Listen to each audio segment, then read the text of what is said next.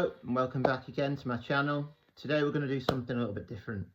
So I thought I'd do the first half of the video, maybe going into like sort of a bit like a daily vlog of what I'm doing, and then second half of the video I'll transition into like talking a bit about a character, So today's character I've got on the agenda is Joffrey Baratheon. So yeah, we'll go into a bit about Joffrey's mindset later on, but first of all, I just wanted to say, obviously today I'm going to the cinema twice today. So I booked in earlier, like ages ago, to go and watch Nightmare Before Christmas. So I'm going to be going to watch Nightmare Before Christmas tonight. And also I've decided I really enjoyed Heretic. So I'm thinking I'm going to go and watch it again for a second time. I think it's on at 2:30.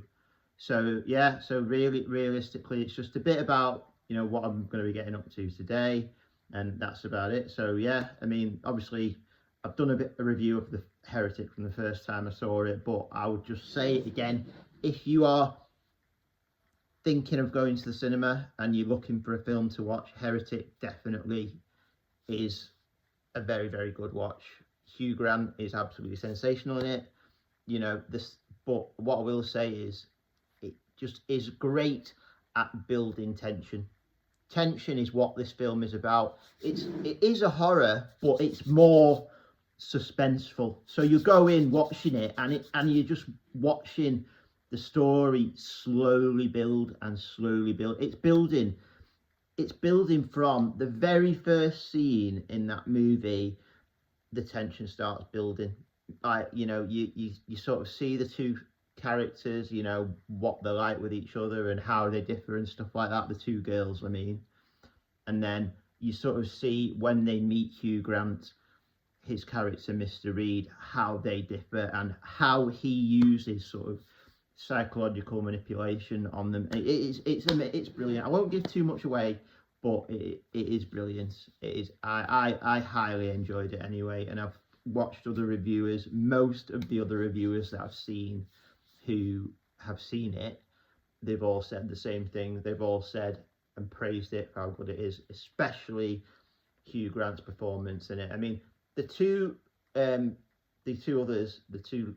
girls, like Sister Barnes and Sister Paxton, played by Chloe East and Sophie Thatcher, they give tremendous performances in it as well. But Hugh Grant definitely steals the show in this film. From those of you who remember him in Notting Hill and obviously 4 Weddings and a Funeral, to see where his career was then, obviously young, sort of young heartthrob, to go from that to where he is now and the roles he's taking now, it's just a testament to how good of an actor he actually is. Because I've always said it, I've always highly rated him, I've always liked him, I've always thought he was an amazing actor. Because obviously, like, Notting Hill is one of my favourite films, and I do really like his performance in it. But this and the film, the roles he's been taking in his later years, shall we say, I know he's in his 60s now, but those roles that he's taken, these are what I'm sort of thinking. These are what I may remember him for more, especially this role in this Heretic. Absolutely sensational. So yeah. Heretic, if you're looking for something to watch, like, this week or going into this weekend, definitely check it out, because I don't think you'll be disappointed with this, because I certainly wasn't. And I went into it blind as well. I purposely went into it blind. I didn't really want to know too much about it. So yeah. So anyway, check it out for yourself. Come back here and do let me know what your opinions of it are. And also, according to my analytics, I know a lot of people who are seeing this video will probably not be subscribing. So if you could like, subscribe, do all that. So yeah, that's my little plug out the way. So yeah, we're going to get into talking about Joffrey Baratheon. Now, obviously, those of you who have seen Game of Thrones know exactly the kind of character that Joffrey Baratheon is. He's the son of Robert Baratheon, and you know exactly what his personality is and why I picked him to do this delve deep inside the mind of, because for someone of such a young age to be to be so sort of twisted, and what he finds humour in. I remember watching Game of Thrones, and I would be thinking, God, I can't stand this character. But that's a testament to Jack. He's called Jack Gleeson who played him. I think it's Jack Gleeson. It might not be his name. But it's a testament to how good of an actor he was, because like he had people coming up to him in real life and stuff like that because of how good of a job he was doing as just such a hateable character. And going into the mind of Joffrey, it's one of those things where he just enjoyed, you know, he took pleasure in other people's misery, like what he did to Sansa at the end of season 1, where, you know, they're about to, you know, obviously Ned Stark's there, and you all know, if you've seen Game of Thrones, what happens.